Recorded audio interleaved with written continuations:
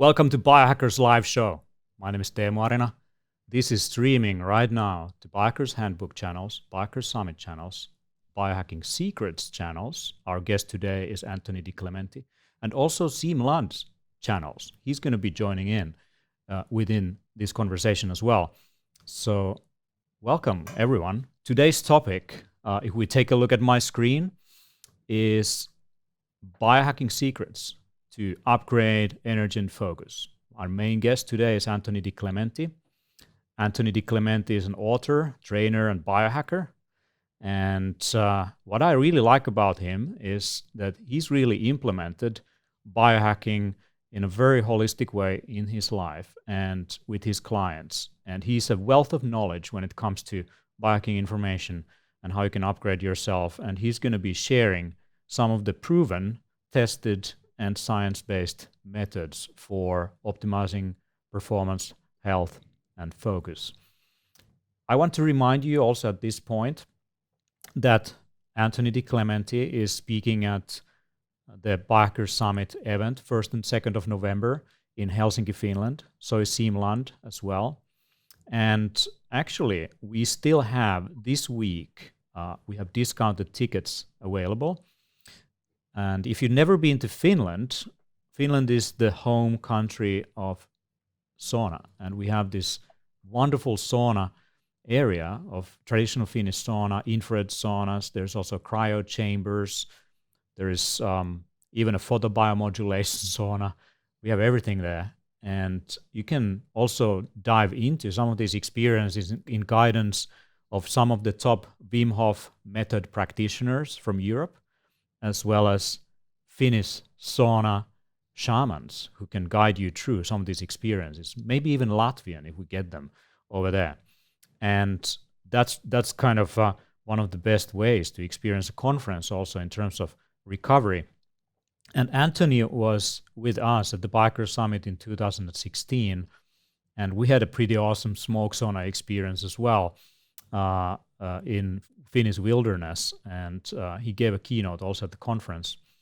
So head over to biohackersummit.com. We still have tickets available at a discounted price for a couple of days. And I also recommend you to go to biohackingsecrets.com. I guess that's the URL. And that's where you can learn more about Anthony. And he has a book also available, which you can get, a free book that will be shipped to you at shipping cost only, if I remember correctly. And he's a wealth of knowledge. And I also recommend you to listen to his podcast. There is a lot of interesting guests over there. But without further ado, I would love to welcome Anthony to the show. Welcome, sir. Thank you. Excited to be here, Teemu and Sin. So, how's it going on? It's going great, man. Having a fantastic day. Was just making some tweaks to the biohacking gym over here, adding a Live O2 adaptive contrast machine for doing some exercise with oxygen training. And so Live O2 is for breathing training. Is that right?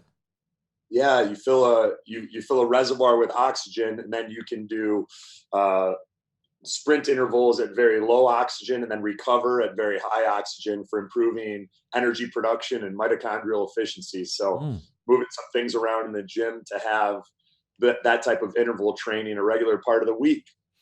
I remember it's also used for asthmatic patients. Is that right? Mm-hmm. Yeah, there's a ton of applications for cognitive function, for immune regulation.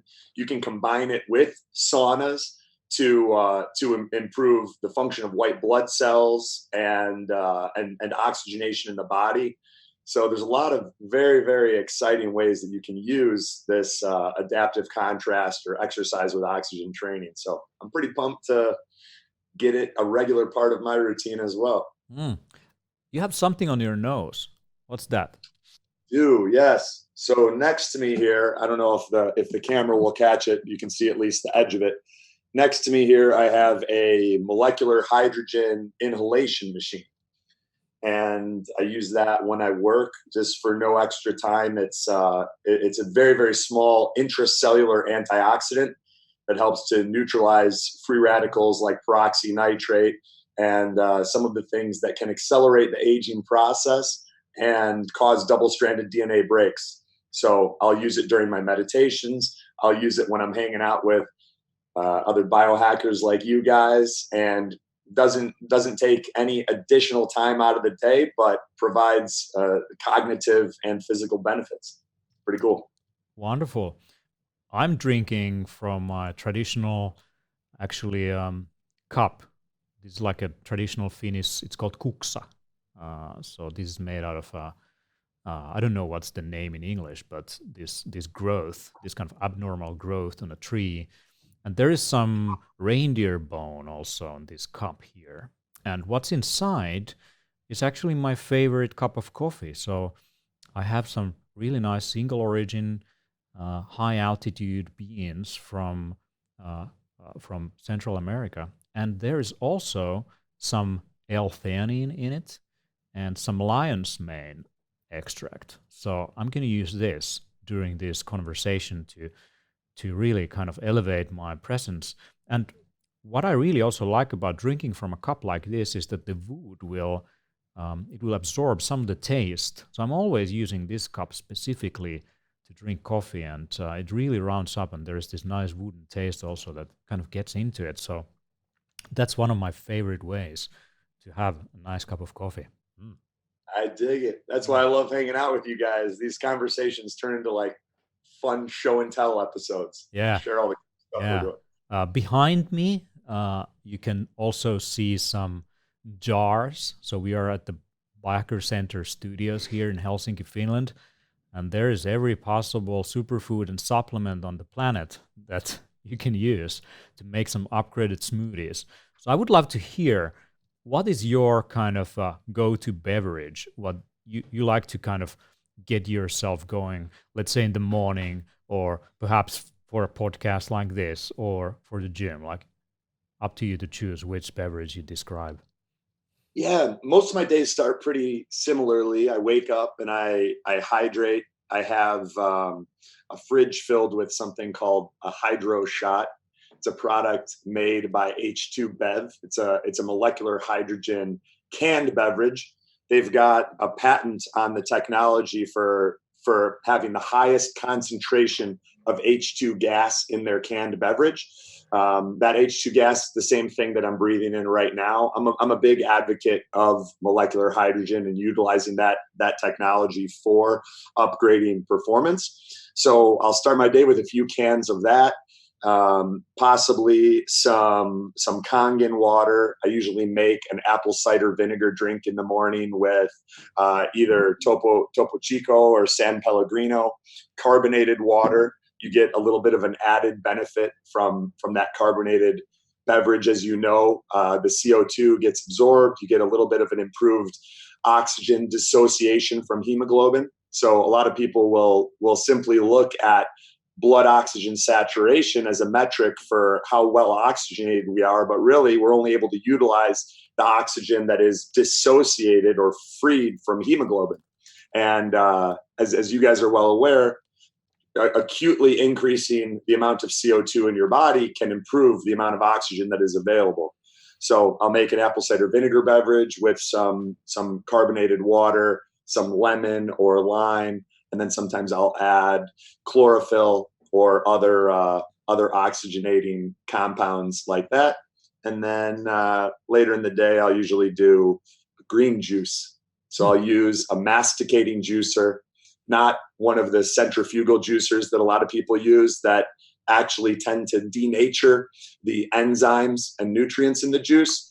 What we know from the Gershon protocol that was popularized by the German physician, Dr. Max Gershon, in helping people at the extremes of dealing with health issues like cancer, like toxic overload, they tend to get the best results from using these masticating juicers that are much more gentle and free from that heat and friction. So I apply those same principles and try to keep that green juice, celery, cucumber, lemon, lime, mint, pretty much any water-rich organic green vegetable, a regular part of my day. And I delay the foods that have a higher digestive burden, or even, that are solid meals until later in the day, after a lot of the cognitive demands have been met. You just make me want to drink some of the ginger juice right away. There you go. Oh, I need those greens also, but I don't have them at hand. So, okay, what are other methods do you use to hyperoxygenate yourself? Do you have like some, let's say, exercise or breathing techniques that you use to, bring more oxygen into your body? Mm-hmm. Yeah, just about every day, 6 days a week, I'll have some form of cardiovascular training as a part of my routine. Preferably in the morning. If I have interviews like this, I have a treadmill in my gym, so I'll get on there and I will exercise at a rate where I'm able to breathe through my nose, but right under the threshold of where I need to open my mouth. And I'll kind of stay there where it's challenging for anywhere from 15 to 45 minutes. And periodically throughout the week, I'll change up the intensity. So some runs will be longer, but very, very low intensity, even as low as like 4.5 to 6 on the treadmill, miles per hour. It would be a little bit of a different conversion for kilometers per hour, depending on where in the world your listeners are at. And then sometimes I have fit tests and things like that I've created and found to be pretty accurate benchmarks for where your oxygen saturation and utilization is at, where I'll start out and gradually increase the speed until I get to a point where I can no longer breathe through my nose. And once I need to open my mouth and breathe, I'm done. And so those acute ways of training the body to not only perform with restricted airflow by only utilizing the nostrils, over time, I've found them to create a positive adaptive response that improves oxygen saturation and utilization and efficiency. I like to do like a daily practice of breathing techniques where I first breathe in through the nose, and then very explosively out through the mouth.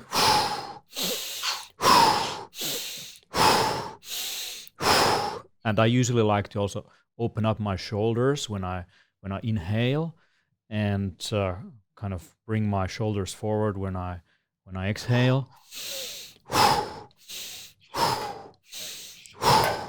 And I do that 30 times, and in the end I keep my breath, fully empty lungs, and I wait for a signal from my brain that I need some oxygen. I linger there for a moment, and I just fully inhale, and then I keep it. And in that moment, what I like to do, I squeeze. I guess what's this muscle between the perineum. Between your genitals and your anus. Yep. Yeah, the Kegel muscles that you use to stop going pee. Yeah, and I only hold that muscle, and what happens? I get this massive explosion of energy going straight into my brain, and it sometimes makes me dizzy even. It's kind of like a voluntary release of DMT from my pineal gland. I actually read recently that there is DMT exists in so many different parts of the body. It's not just there. So that's kind of a way how I really get to the present moment and ready to rock. So I like to do that often when I feel I'm not present. I love it. Yeah, me too. Those breathing practices are so powerful, and I'm a big believer that we have the capacity to create our future and craft our reality by using visualization and some of these mindfulness practices, especially when we combine them with engaging our physiology, through breath work, through contraction and engagement of the perineum, the Kegel muscles.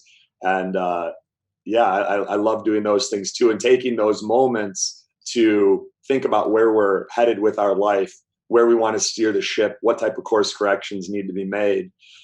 Yeah, it's cool, man. I love it. Yeah. So I know that you are someone who has been diving deep into different methods that you can use to enhance your focus and performance and well-being. So what are some of the things that you find yourself doing repeatedly over and over again? Mm-hmm. So in the past few years, there's been a few, and I made some notes last night when I was journaling before bed on things that we can discuss. Some specific biohacks that have had a profound impact on my life and may be able to benefit, some of the people tuning in and hanging out with us. I've touched on a little bit of hydrogen, right? Molecular hydrogen, and making that a more regular part of my routine, particularly when I'm in a fasted state. It's been very, very beneficial for me.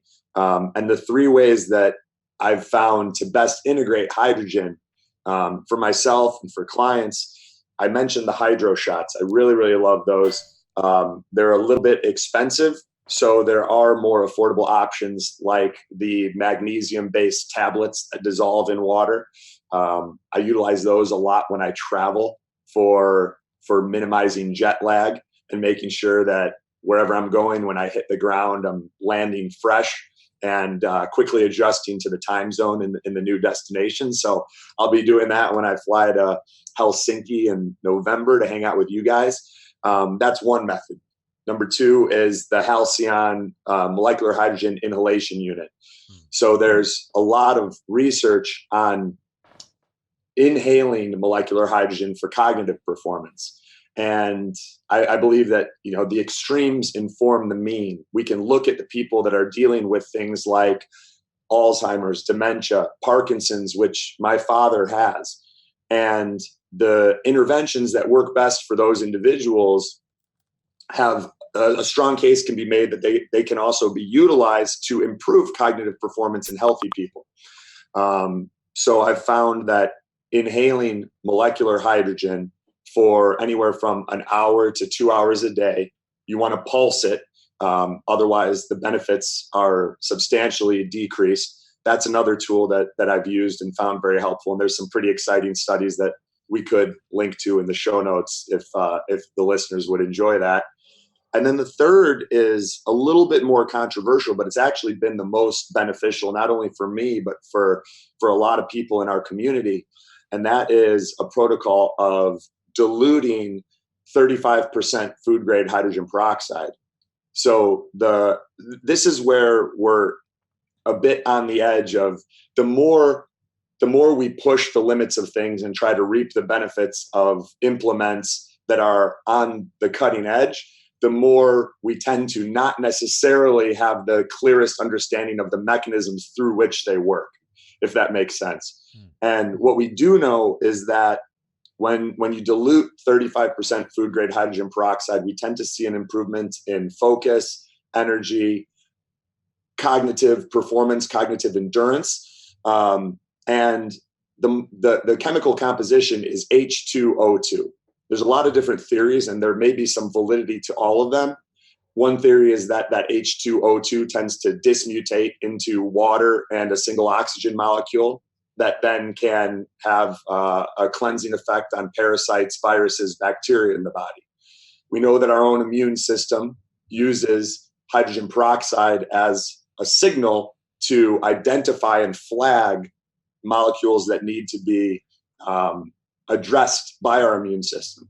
And with a growing number of people dealing with subclinical immune senescence, there may be some connection between the ingestion of diluted 35% food grade hydrogen peroxide and an upgrade in immune function, possibly through that signaling pathway. And again, this is somewhat observational and anecdotal still. The science will probably catch up. And then the third is that it may also dismutate into molecular hydrogen, H2, and oxygen, and have an oxygenating effect in the body. And then you have that same antioxidant, that intracellular antioxidant in H2 gas that we discussed with Biohacks 1 and 2 through the oral consumption of the tablets dissolved in water, the hydro shot, or through inhalation with the halcyon. So those are some that I'm loving right now. I see. So a lot of oxygen. Are you not worried to maybe, hyperoxygenate yourself to a point where it might contribute to oxidative stress even? I'm not. I try to balance it with a number of interventions, like discussed earlier, where I'll practice restricted breathing, raising CO2 levels intentionally, and of course with any biohack, every body is different, and we're all at various places on the continuum from optimal health to dis-ease. So it's important to listen to your body and pay attention to how you feel, and not just plow because you or I or Asbury or Greenfield or Tim Ferriss recommended something. It's important to stay tuned in to the feedback that we're getting and make adjustments, because it may not, any of these things that we're discussing may not be the best fit for everyone at this point in time based on where they're at in their journey. Tell me a little bit about the ways how you test that, basically how you kind of dive into the feedback loops, kind of quantified self, maybe lab testing and so on, so that you know that you're not fucking yourself up. Yeah, I get regular blood work.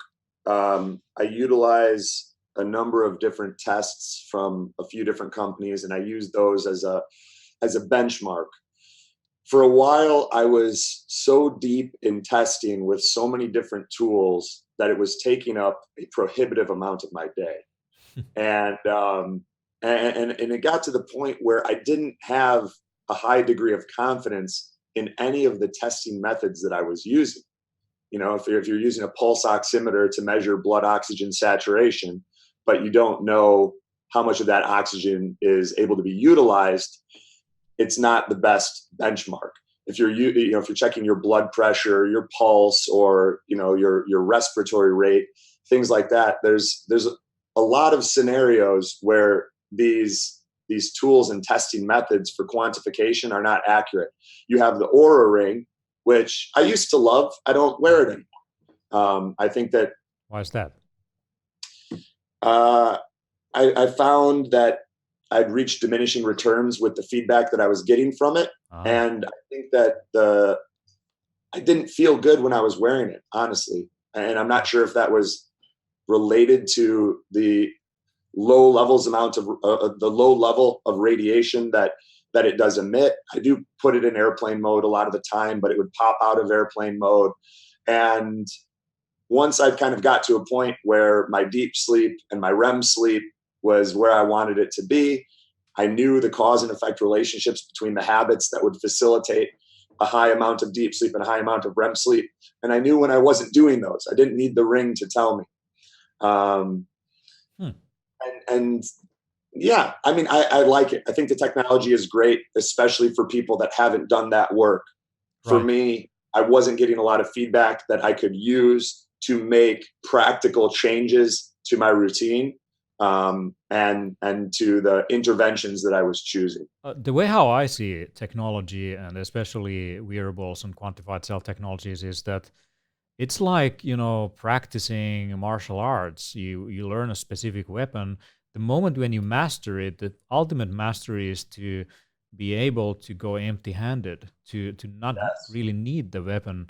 So in a similar manner, like actually the most beneficial self-tracking device is the one that has taught you things to a point that you don't need it anymore. I noticed that myself with HRV monitoring. I used HeartMath, for example, quite a lot, and to bring up my parasympathetic tone and increase heart rate variability.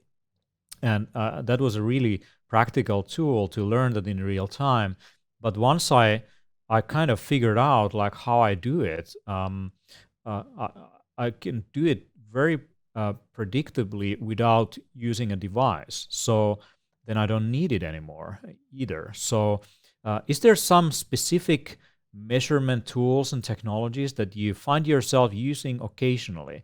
Like for example, I use this thing called Sculpt. It's a German device. It's a company that helps you to measure muscle tone and fat percentage on every single muscle. So I might use that occasionally to look through my training, that if I'm not getting imbalances in terms of muscle quality and tone. And I found it useful to use occasionally. So do you have something similar that you would dive into occasionally? Yeah, and I'll share that in 1 second. I apologize. As we were getting the technology going, I've been chugging Topo Chico over here and water. I need to run to the washroom real quick, but I'll be back in 30 seconds with an answer to that. Maybe Sim can jump on and chat. I'll be right back. My apologies. Okay. Yeah. At this point, I think it's cool if we bring Seam online. So if we can see if our friend Seam Land from Estonia is live. So put on the gallery view. Yeah, cool. Nice. While we wait for Anthony to return, Seam, how's it going in Estonia? Well, everything is going really good, and it's the beginning of autumn, so the weather themselves are still like usually the best time of the weather for Estonia is the autumn, so it's the most beautiful time here. Yeah, same here. I think the summer is still going on strong here in the north. So I definitely enjoy global warming at this part of the world for sure, but I don't know if it's gonna be a good thing to celebrate really. But with that, I mean, welcome to the show also. What's up, Sam? Yeah. Hello. What's up, Anthony? Good to see you again. Thank you for your book, Metabolic Autophagy. It looks awesome, man. For sure, you're welcome, and I'm glad you like it. Yeah. So, Seam, what are some of the kind of biohacking routines or tools or technologies that you find yourself coming back to on a regular basis?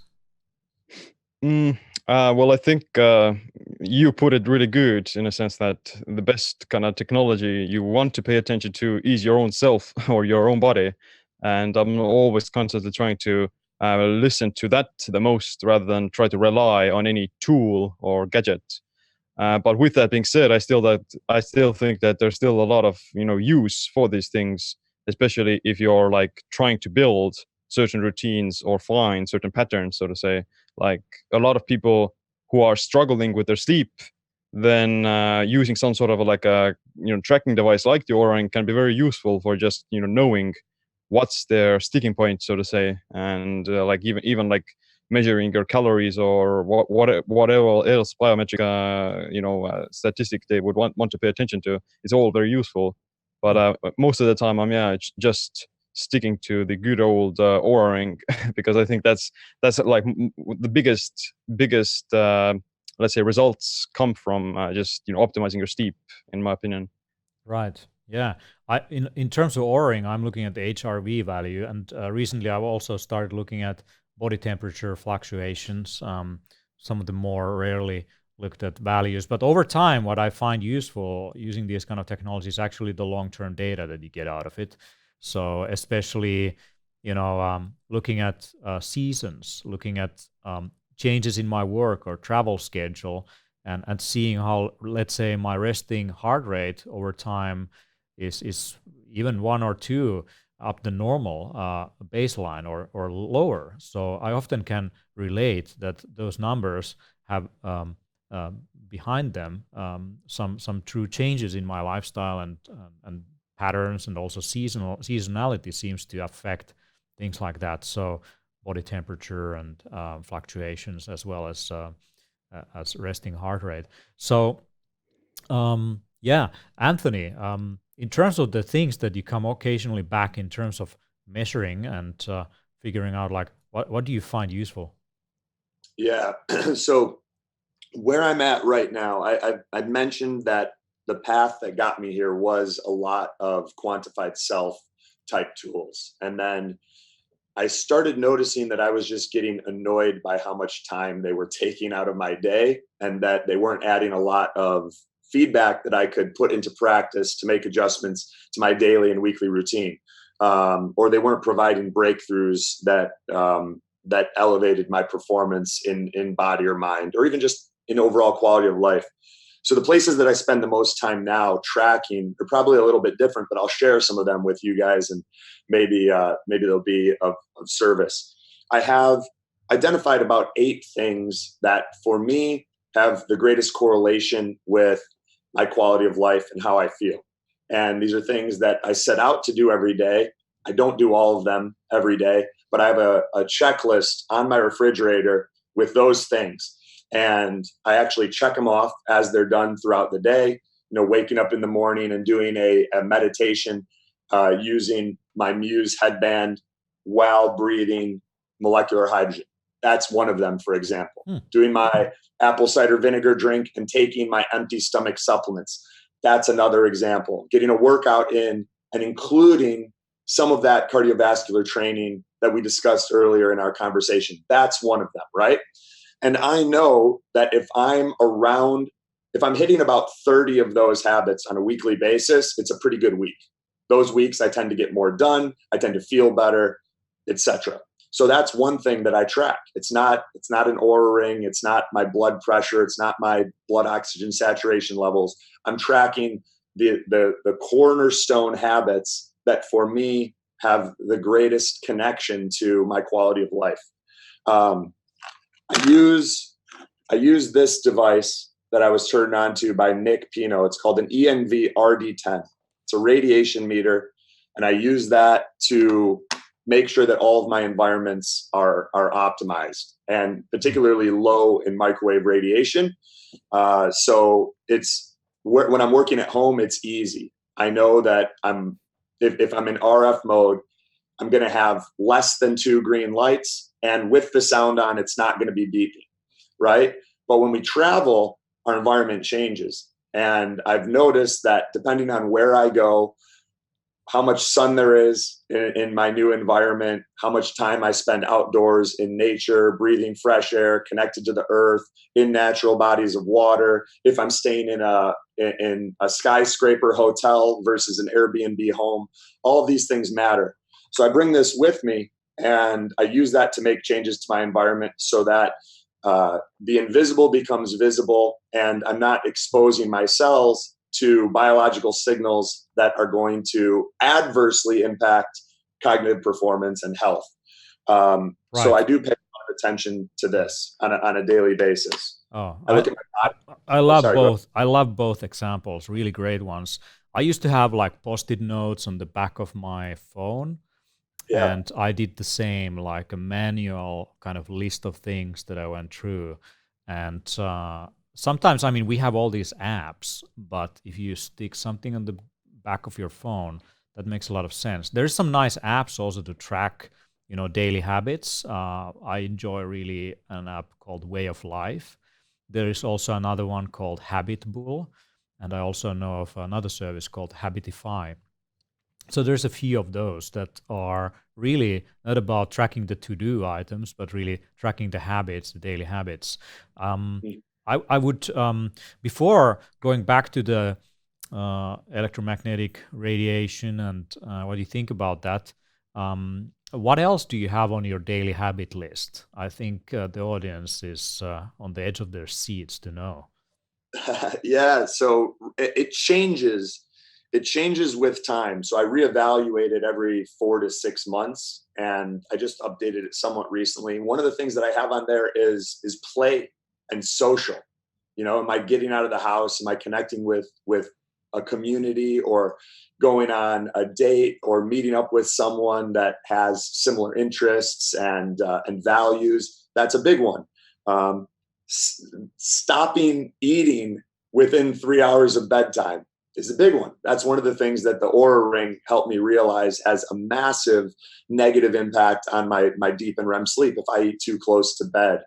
So you basically abandoned the bag of chips that you were previously going through before bedtime. I'm a fat kid. I'm not even a closet fat kid. I'm just a fat kid. I eat a lot. I always have. And I noticed that if I didn't bring greater awareness to my meal timing, it had a domino effect where it would impact my sleep. Then that would impact how I felt in the morning. Then that would impact, whether I got a large iced Americano or felt great without any caffeine. It wasn't as simple as just eating a late night snack. It was, how is this going to impact, the next 36 hours of my life and how I feel in the interactions that I have during that time, and the way that I show up for clients, people I care about. So that was another big one. I try to get in 3 to 4 90-minute deep work sessions per day. That's a big one. I need to be showing up and creating things that have a positive impact on other people. And some of that directly translates to money, and a lot of it doesn't. And that's okay, because if we're all here, I believe, building 2 things. We're building our legacy, our body of work, the shit that we leave behind when we're gone, and we're building our eulogy, which is the human component of that legacy. Who are the people that are going to show up when you pass, and what are they going to say about you? And when our life is too much about just doing our own thing for our own benefit, because I want to feel good, it can prevent us from creating in a way that has that ripple effect and builds a body of work that contributes to our legacy, and also impacts lives in a way that contributes to our eulogy and the people that are there when we transition. Right on. How about Siim? What would you put on your daily checklist, like things to make sure you're getting into your day? Yeah, that's a good question. The points that Anthony brought out are really spot on, especially with the relationships and connections, those sort of things. Because usually when you are, let's say, full on biohacker mode, then the other people tend to be somewhat neglected, at least to a certain extent. And then you have to kind of be mindful enough to bring yourself back into the center. But at the same time, I think in order to change the world or to change the other people around you, then you definitely have to take care of yourself first. And that starts with, definitely, I think some form of exercise every day is almost like a mandatory thing, especially in the modern world, getting a good sweat on, whether that be with some, cardio, resistance training, or even like a sauna. That's all of those things will, mimic some aspects of this ancestral living, where you would expose yourself to this physical stress as well as heat. So I think, I usually try to do some form of exercise every day, and definitely spend some time in nature as well, just to expose yourself to these natural environments, to de-stress yourself, think about your own thoughts, listen to an audiobook or something like that. And it definitely shows massive, both of them show massive results in your productivity after you come back. So it may feel like you're wasting time, but you're actually getting a bunch of positive benefits in the things that you're about to do afterwards. So I would say that nature and exercise are something that every person should do in terms of perform. Right on. I think you can abandon a lot of biohacking tools and equipment by exposing yourself to nature. And while we are having this conversation, I'm just gonna hydrate myself. I have some Quinton Hypertonic here. I really love the packaging of this thing here. Do you guys know what it is? Yeah, it's the seawater. Yeah, this is seawater. It has some phytoplankton even in it, and 78 different minerals, and it's harvested from deep sea, microfiltered. And you just cut one of these ends here, and you get a shotgun it. yeah, and then the lower part, I'm just gonna get some. All right. Yeah, those are fantastic. They taste really salty. Yeah, there is a lot of hydration products that are made out of all these artificial mineral additives, but I really like the real stuff. So that's one of my favorites for sure. So, yeah, that was salty for sure, but it will help my cellular function. hopefully help with hydration as well. So yeah. Did we fix the Instagram audio? Maybe? No. Yeah, maybe. Cool. Wonderful. There's a few questions from the chat. So, by the way, if you want to ask questions, go to Biker Summit YouTube channel. And there is the live show that is now streaming. And in the chat, you can ask questions. And there's a few questions that I'm going to ask both of our gentlemen here. Presence is asking, what factors help you get more deep sleep? I can answer myself. Actually getting close to Earth as possible, like sleeping outside in a tent or in a cabin in the woods next to ocean usually worked really well, as well as blocking out modern technology and blue light in the evening. So what else? How about Anthony? Sure. For myself and for, I mean, we've had now dozens of clients see 300 to 400% improvements in deep sleep and REM sleep. Certain people tend to struggle more with deep sleep. Certain people tend to struggle more with REM sleep. And what the four factors that we've seen have a huge impact. I'm going to touch on the four factors that haven't been discussed like 10,000 times over, that everyone that's listening is probably well aware of. But the ones that we've seen have a huge impact: mold remediation. And this goes hand in hand with reducing EMF. Specifically, when people are having issues with deep and REM sleep, they often need to go from Wi-Fi to Ethernet to really optimize the amount of deep and REM sleep that they're experiencing. So it's not enough to just unplug your Wi-Fi at night or be conscientious about how you're using technology. They usually need to make a full switch. And there's a really interesting study that came out showing the connection between mold and your electromagnetic environment. It showed that when mold was exposed to non-native EMF, there was a 600x increase in biotoxin production. Wow. So what we're seeing is that by decreasing the amount of mold in your environment, you're only addressing a part of the issue.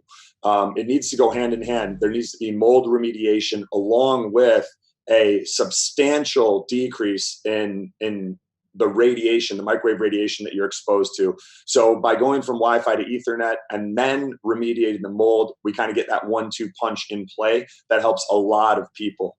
Along with that, there's a connection between, as you guys know, there's a resonance effect here where as human beings, we tend to synchronize with the dominant external stimulus. And this same resonance is occurring in the viral, bacterial, parasitic, and fungal pathogens that make up our biome, right? And some of these pathogens can interfere with deep and REM sleep, particularly when they're in an unnatural environment.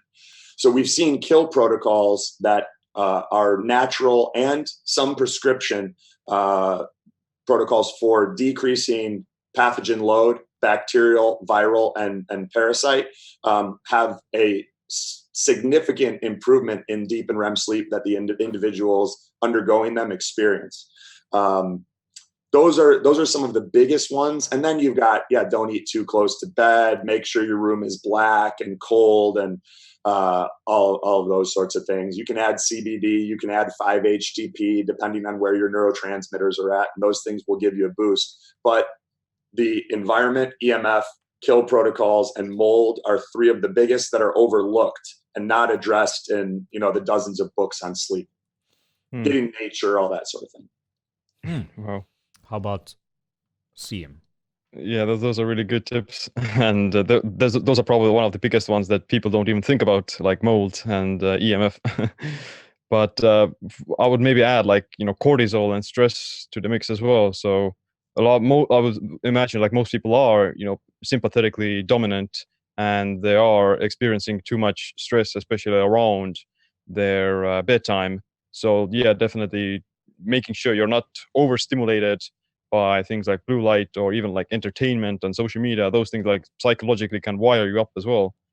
But even if the stress is more physical, then that has to do with looking at the overall daily routine and daily schedule. Like even if you are, let's say, over caffeinating in the earlier parts of the day, then that will have like effect, or it's going to impact your deep sleep in the night.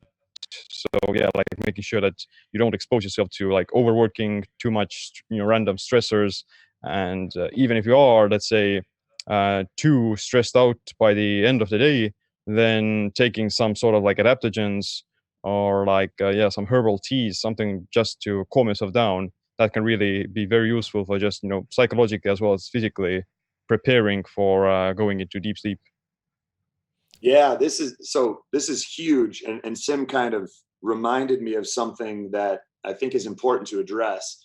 When our sleep is off and we're not recovering adequately, either due to a lack of deep sleep, a lack of REM sleep, or any combination thereof, it can lead to this situation where then we have to over caffeinate, or we have to go to certain stimulants, Adderall, Ritalin, these being increasingly popular, right? And we see this domino effect where now you have people who are probably already chronically sympathetic dominant. They're like in fight or flight all of the time. And because their sleep sucks and they need to get shit done, they're then over caffeinating and they're using prescription drugs that's further exacerbating this state of chronic fight or flight, chronic sympathetic dominance. Now, what do we know if we're in Africa and we're being chased by a lion? Our bodies doesn't give a shit about digesting our food well. Digest is something that by definition occurs in parasympathetic, right? So now you have people who biologically their cells believe that they are being chased by a lion all day, every day. We see decreased blood flow to the gut because they're saying, all right, I don't care if you can digest your food. You need that blood flow going to your brain and your muscles so that you can think about how you're going to get out of this situation. You can fight or you can flee, right? So we see decreased stomach acid production, decreased enzymes, other issues like intestinal permeability. That's a slight deviation from this current conversation, but there's no surprise that digestive issues are becoming epidemic, right? And then on top of that, what else happens when we're in parasympathetic? Detoxification. So it creates this scenario where chronic sympathetic dominance leads to suboptimal digestion, suboptimal detoxification. Are we really exposed to way more toxins now, or are we just detoxifying less effectively? We don't know. People will tell you they know, but they don't know. And these are important things to consider. We got to unwind all that shit if we want to get back into optimal daily performance. Right. So I want to remind people that you can join the conversation. We are getting some Q&As in.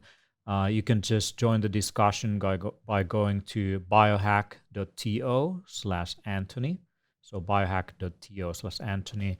And there's the video recording also if you're looking for it. And there's a chat that you can jump in. Both of these gentlemen will be at the Biohackers Summit in Helsinki 1st and 2nd of November, giving keynote presentations, as well as 1,000 other people who are interested in biohacking from over 30 countries. So, and there's 40 exhibitors. There's a cool exhibition where you can dive into a bunch of this equipment and hang around with all of these fine gentlemen and ladies as well, who are into biohacking. So you should come over. Our team will be optimize your day from the morning when you wake up to the evening when you go to sleep. Now, there was a question in the chat about what was the name of Anthony's EMF toy. Chema and Lini is asking. Yeah, it's the ENV RD-10. So if you were to do a Google search, or it's available for sale on Amazon sometimes, you type in ENV space RD-10 meter, it will come up. And you want to be careful because it's most effectively used in RF mode.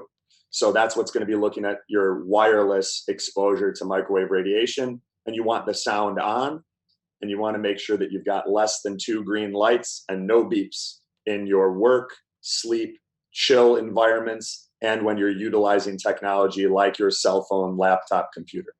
Now, there is a lot of discussion about electromagnetic fields and now increasing concern on the increasing frequencies of so many different devices in our environment, not just the strength of frequencies we're getting from our screens by looking at phones and tablets and laptops that are destroying our retinas and our eyes, but also from the fact that these devices seem to be emitting more and more stronger and stronger signals, and not just our devices, but they're putting all these different things in our environment, like 5G masts that might be emitting some frequencies. So actually, I want to show what Seem made out of this.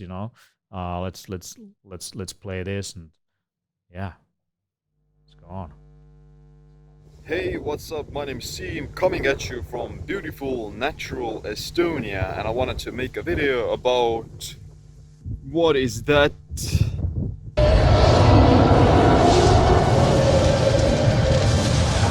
Oh my god! It's here! Oh my god! 5G!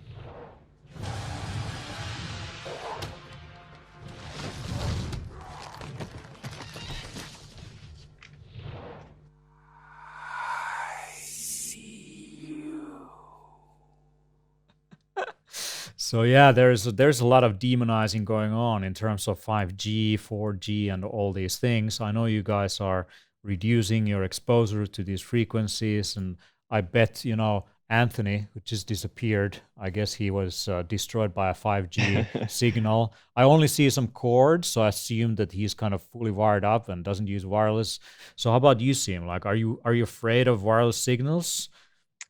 Well, I would say that I'm definitely aware of them, and I would much rather be more cautious and spend at least some parts of the day in this non-wireless environment where you're fully grounded and in nature. But at the same time, I'm not really, let's say, scared of it either. Like, I know it has an effect on my body, but to the extent of where it's going to damage my health or affect my daily routines, then I would say that's not really a huge issue that I'm worried about, as long as I still have time to recover and as long as I still have good sleep scores and I'm feeling awesome, so to say. So I'm not scared of it if it's not going to have like any immediate impact on me, or if I'm not going to start to show any symptoms, Yeah, if that makes sense. In my case, I haven't seen inflammatory biomarkers going up. I haven't really seen a huge disruption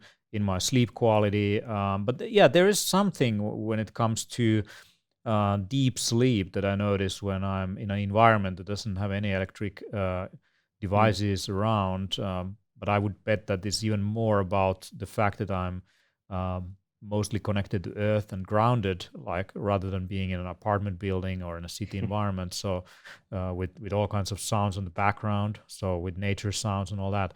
How about you, Anthony? Like, have you noticed anything specific when it comes to your exposure to EMF? I know that your previous home or some of that, you had a huge generator behind your bedroom, and that was kind of ruining your health. So I would love to hear your take on electronic EMF and magnetic fields. Yeah, it's one of those situations where I think all of us, it's important to decide how we want to feel and how important that is to us, because there are dozens of different lifestyle and environmental and even mindset factors that are going to either have a positive or a negative impact on our overall quality of life and our performance. For me, I've noticed that my environment plays a big role. Whether I'm staying in a high rise in Chicago, which is where I lived for years, or a home in Florida, or even best, a home in a villa in Mykonos, right, where it's still 3G and there's much, much less cell towers, cell masts, as you guys call them, where I can go for daily swims in the Aegean. All of these things play a role, and I tend to need less sleep when I'm in a very clean environment. I wake up feeling more refreshed. At the same time, I don't obsess over it. one of the things that we now know, and this was brought to my attention doing some work with Dr. Joseph Mercola, connected me with Emily Givler from Tree of Life Health, and she does a very cool assessment that involves your genes and the results of your organic acids test. And she looks at some of the genetic factors that could have an ergogenic or an ergolytic effect on your performance. There's a certain percentage of people that have a gene. I'm one of these people where you are more significantly impacted. Your voltage gated calcium channels are more sensitive to microwave radiation. So there's a biological reason that we can see when we're doing the right genetic tests for certain people noticing a more profound impact from their environment compared to other people that say don't have that gene. And then from work that we're doing, clinically and in the trenches, I also believe that there is a strong connection between heavy metal toxicity and those heavy metals in the body amplifying the effects of non-native EMF in our environment, essentially turning the organism into a like an antenna. And a lot of those heavy metals tend to impact our bone marrow and in through that our immune system and endogenous stem cell production. So these are all things that we're witnessing, and when we unwind them clinically, we see an improvement symptomatically in individuals. So there's a call for greater awareness, knowing what camp you're in, and having a deep understanding of your current state of health in order to make laser targeted improvements to your daily performance. Wonderful. Anthony, someone is asking, Raven Seeker is asking, what blood testing companies do you use? Most of what we do with clients, we start every client out with, I've become increasingly bullish on symptom-based tests, which I know sounds very subjective. And in running so many tests on myself and with clients, you start to realize that a lot of them are not accurate, and a lot of them will produce false negatives, where if you also start treating based on symptoms, you get a positive result. So we start every client out with a full health assessment that looks at some of the core things that we've found to impact health and performance. We're looking at toxins, we're looking at chronic sympathetic dominance, we're looking at deficiencies, and we're looking at infections. Those are the main four that I believe then cause a lot of the secondary symptoms that functional medicine and integrative medicine refer to as the root causes, but they are not. And then I start most clients out with a life extension. I like life extension a lot. They've got a male and a female elite panel that provides some insightful data points. And so I'll look at their health assessment that's something that we created internally. And then I'll look at the results of I'm doing this hand thing a lot to talk about two things. I don't know why I keep doing that, but we'll look at that alongside their results from their life extension male elite panel and female elite panel to build out the initial phases of their protocol. And then as we go, based on those results, if we're seeing low white blood cell counts that could indicate a chronic viral infection. If we see, there's a lot of different things that could come up that would result in us ordering additional testing, or if that additional testing is not going to have a profound impact on their protocol, or if it's just more economically feasible to treat, and the treatment protocol would have health benefits rather than health risks, we'll just discuss it with the client, let them decide if they want to get the test or if they want to go ahead and integrate some of these biohacks and tools to potentially improve prognosis.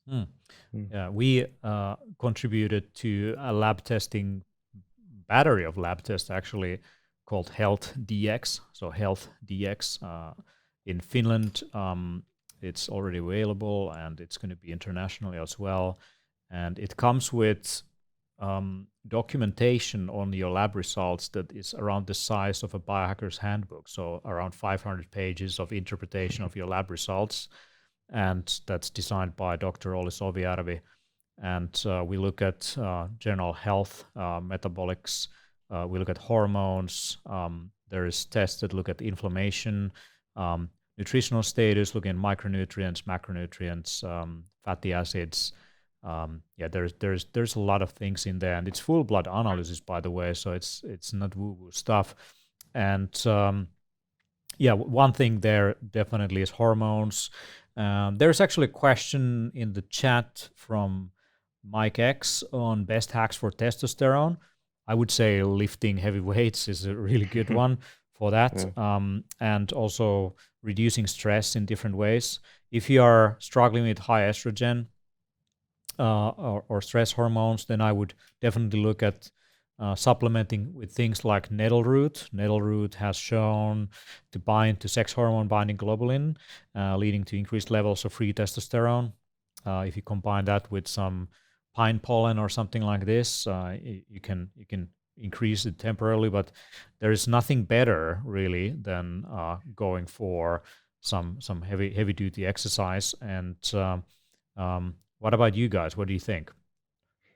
Sleep is probably the best testosterone booster almost, and definitely like useful for lowering the cortisol and etc., and even like building muscle. So if you're not sleeping, then you're not really making any progress in the gym either. So yeah, I think sleep is really good for all hormones. Yeah, and sunshine also with vitamin D. That's good. Yeah. I would echo what both of you guys said. Optimize your environment and get your deep and REM sleep up as high as you possibly can. Then you need to get blood work, whether it's Health DX or another lab. You need to know where your testosterone's at. You need to know the story of your hormones and the symphony that is the interplay between them.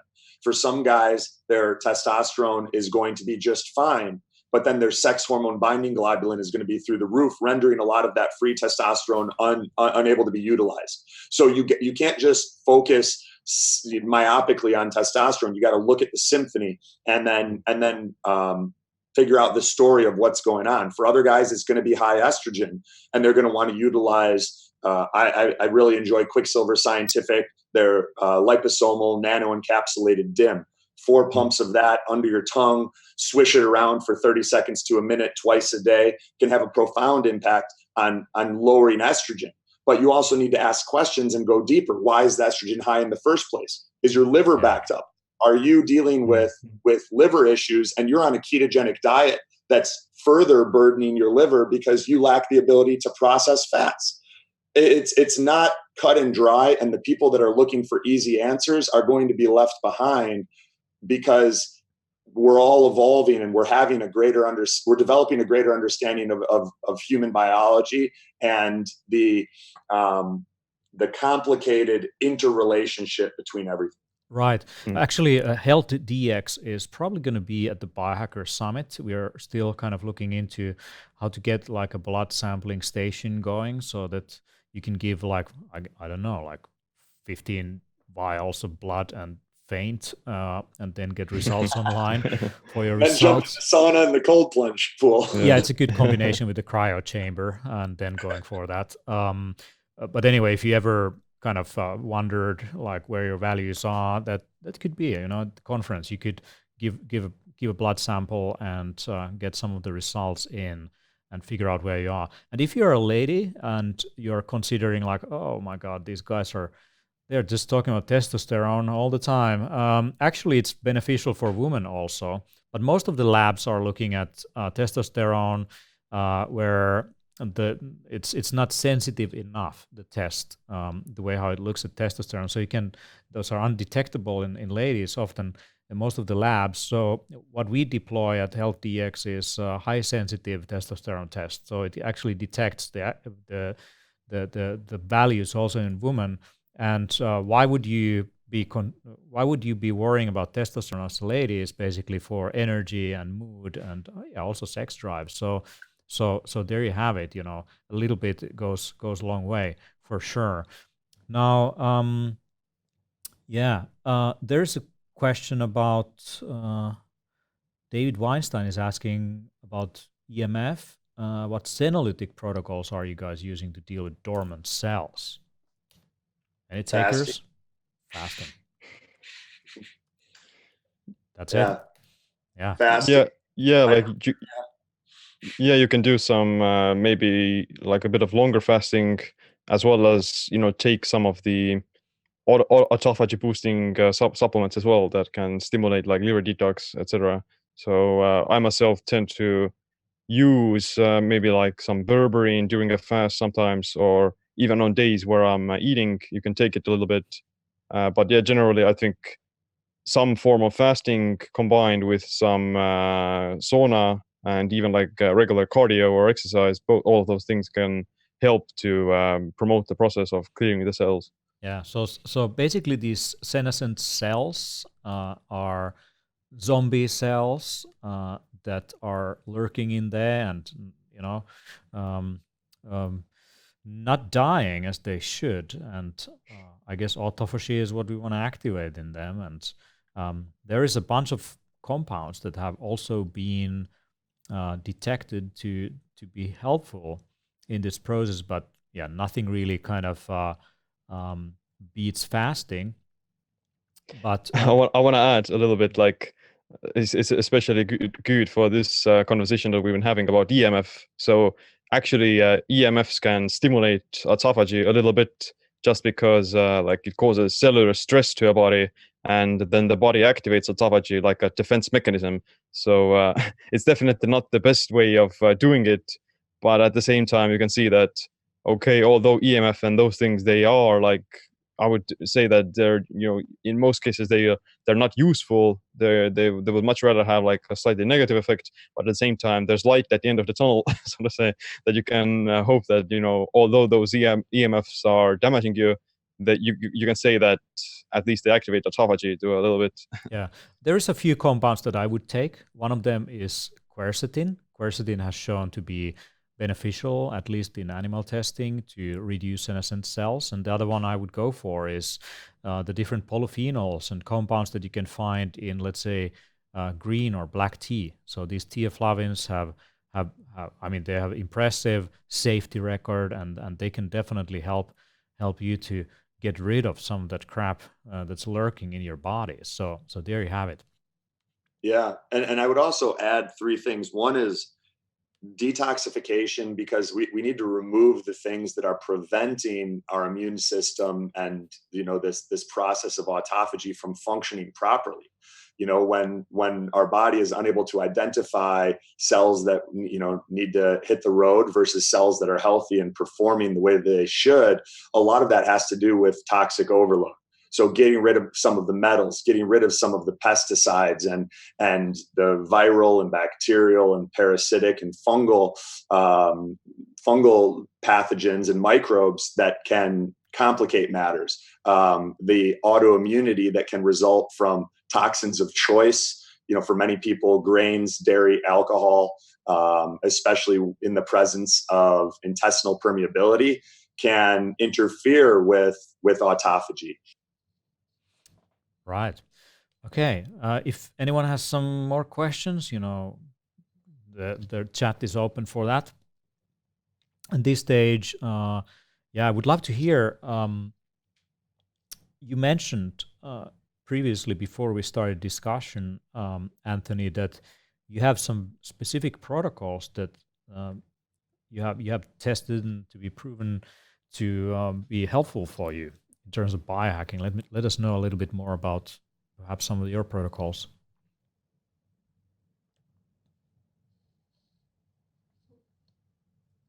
Intravenous nicotinamide adenine dinucleotide. So we did an interview on the Biohacking Secrets show with Dr. Joseph Mercola, where he shared his NAD suppository protocol. And it involves essentially taking the supplement nicotinamide riboside chloride and coconut oil and making suppositories that you can administer rectally and take 5-6 days a week to improve mitochondrial function and boost NAD levels. NAD levels being one of the rate limiting factors for a lot of people in energy production.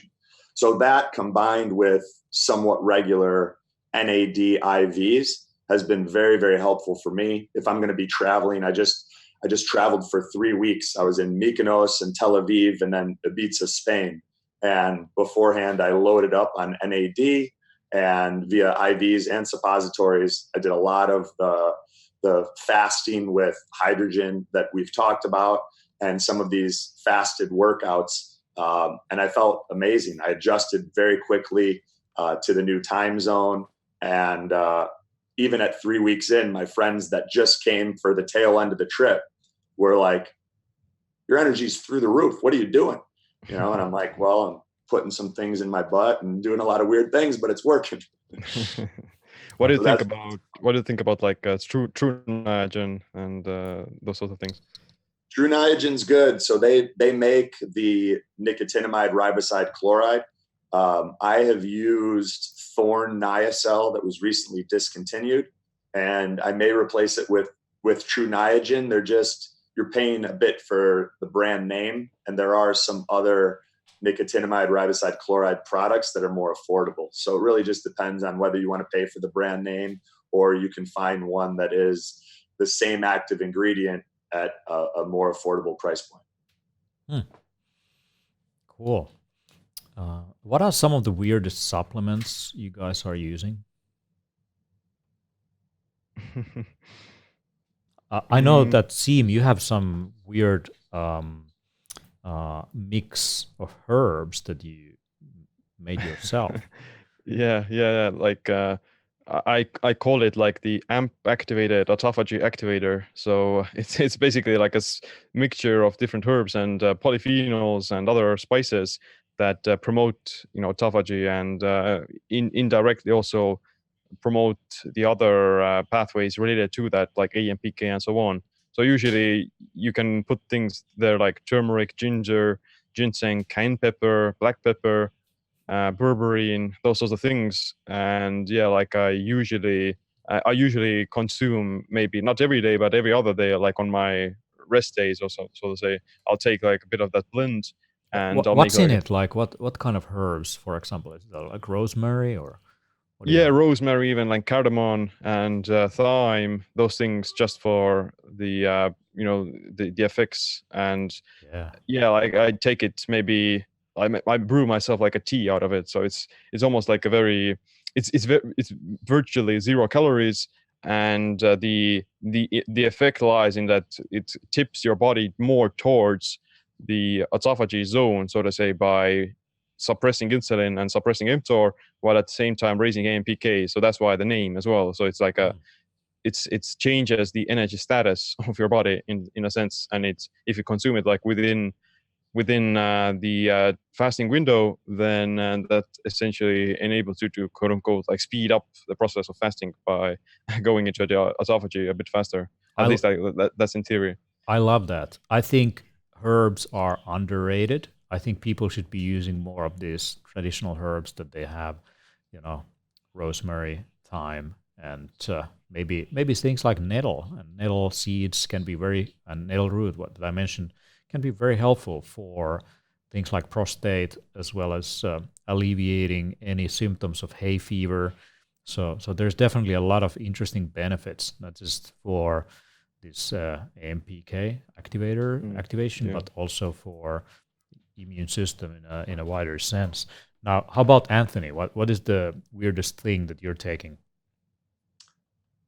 Probably the weirdest thing that I'm taking is it's an herbal product called Carnivora, and it was. Have you heard of it? No. I'm looking forward to knowing more about it. I guess it's like something made for carnivores. No, it's derived from the Venus flytrap, and it was originally brought to popularity by President Ronald Reagan. He used to have it shipped to the White House. It's utilized by a lot of people dealing with cancer, and has antimicrobial benefits, an immune modulating effect. So I utilize that. I'll cycle that along with cat's claw, particularly cemento, phosphatidylserine, which is not that weird, but extremely beneficial. I made a note when we were discussing like our adrenals earlier and keeping our circadian rhythm tuned. Phosphatidylserine can be very nourishing for the adrenals, and especially if taken with dinner or before bed, it can help keep our circadian biology tuned in. And then the other one is and also cortisol. So I think it lowers morning cortisol also. Yep. Yeah, exactly. So you can use that to, you can take it at night to improve your sleep, and then you can get up in the morning and drag your butt outside in the sun and do your meditation out there. And kind of, over time, those things will have a tuning, a normalizing effect on your circadian biology. Cool. I like some of these honey products like Perga and also Royal Jelly. That is like a honeybee secretion that is used for nourishing the larvae, as well as adult queens. So it's secreted from the glands of these nursing bees, and it's quite an interesting thing. So I like these natural products. Certainly. What was the first one you mentioned? Perga? Can you repeat? You said the first one you mentioned, it sounded like Perga. Perga, Perga.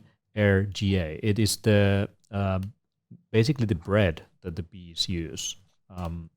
It's pretty nutritious. I think it's an underrated superfood for sure. And so when it comes to Royal Jelly, that is not fully studied in terms of human consumption, but I find it gives a kind of nice stimulatory effect, but you can definitely get some allergic reactions to it also if you're a bit sensitive to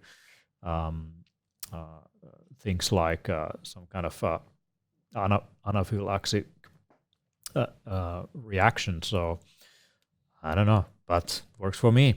So one thing that I'm not using is NADH supplements. I'm not fully convinced that the research that is out there is conclusive. It seems to have some issues. It's hyped definitely in the biohacking community, but I rather go for natural ways of increasing NADH rather than taking directly. Often, when you're skipping some steps in synthesis of different compounds in the body that body produces naturally, there might be some side effects coming out of it. So that's what I'm worried about. That's why I don't take melatonin. Although I might take it as a microdose occasionally, it can speed up recovery. So by the way, there's a trick. If you feel that you have some like flu symptoms, that's when you want to take a megadose of melatonin in the evening. You also want a megadose on vitamin D within basically once the symptoms are coming in, like within 24 hours. Later than that, you're not getting the benefits of your immune system kicking in. So that's where I would use melatonin for sure, not on a routine basis. Yeah. So I think we've been running like 1.5 hours almost. So and it's getting late here in Finland. It's half 11. This recording is going to be available later on at the Biohackers podcast and also on Biohacking Secrets podcast. You should take a look at Anthony DiClementi's work at biohackingsecrets.com. And I want to hear kind of last bits from you guys. What are some of the things that you want to kind of dive deeper into in your presentation at Biohackers Summit in Helsinki, Finland, 1st and 2nd of November? Like, what are the kind of the topics that you will be covering more over there? Anthony. Yeah, I'm going to be sharing some parts of a 28-day protocol that I've been using myself and with clients for autophagy and ramping up detoxification, and particularly addressing some of the components of detoxification that are overlooked. So heavy metals and some of these low-level chronic infections that can have a powerful deleterious effect on our performance, so that within 1 month, people who are willing to go all in, it's not an easy protocol by any means, but I believe it works better than anything that's out there right now. It will be one of the most effective ways that attendees can have an immediate impact on their performance in mind and body. And that's aside from just coaching clients who we work with one-on-one, it will be the first place that we reveal it. So Teemu, if you're able to share the link after Sim drops his knowledge bombs, grab your ticket to Helsinki. It's one of my favorite events. I'm excited to go there and hang out with Teemu and Sim and all of you guys who are there. And it's going to be a great time. So make sure you get your butt in a seat and show up. Yeah, and if you're coming to Bikers Summit and you want to get your ticket now, you can actually get it at an early bird price. That was the previous price point by just using the code Biohacking Secrets, and that will give you a nice discount. So you should go for that. Use the code Biohacking Secrets together, and you get 50 euros off the regular ticket price. Now, Sim, what would you be sharing? The topic of the summit is going to be about like optimizing your day. So I want to bring into more the aspects of circadian rhythms with intermittent fasting and autophagy and those sort of things, because if you look at it, then it's very fascinating to see how your own body kind of has these very diurnal rhythms and patterns that are very much complement, and these different processes happen throughout that process, and they're complementing each other. So it's almost like a very symphony and a harmonious flow of these different hormones and patterns that need each other to function optimally. So I'll definitely look into, talk about fasting and other nutritional strategies, but combining it together with circadian rhythms and definitely like chronobiology. Amazing. So thank you very much, guys. The recordings are going to be available later on. You can go to biohack.to/Anthony, and you can already watch the recording of this one if you missed something right after the streaming stops. And go to bikersummit.com. Take a look at the upcoming event. It's going to be quite amazing. It's a 5-year anniversary event. Both these gentlemen are going to be there, and 40 other amazing speakers, and it's going to be a lot of fun. I can't hardly wait for it. So with that, I'm actually pretty I'm excited because we were on time. We started this stream on time. It's the first time we did it. I think I'm going to have a bottle of champagne or something with my friend Eetu here, who is behind the decks, changing the camera angles and helping me to set up this whole thing. Tomorrow, around the same time, a little bit earlier maybe, a couple of hours earlier, there's going to be Dr. Molly Maloof, and we're going to be talking about blood sugar management. And on Saturday morning, Finland time, I don't know what that's going to be US, but we're going to be sending email to anyone who's interested.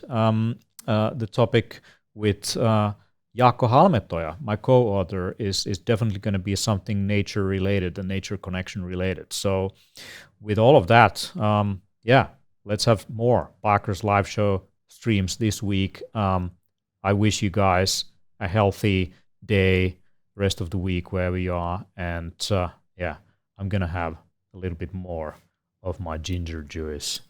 Yeah. Awesome. Amazing. Thank you guys. Thank you guys. Yeah. Looking forward to seeing you in Helsinki. Cheers. See you soon.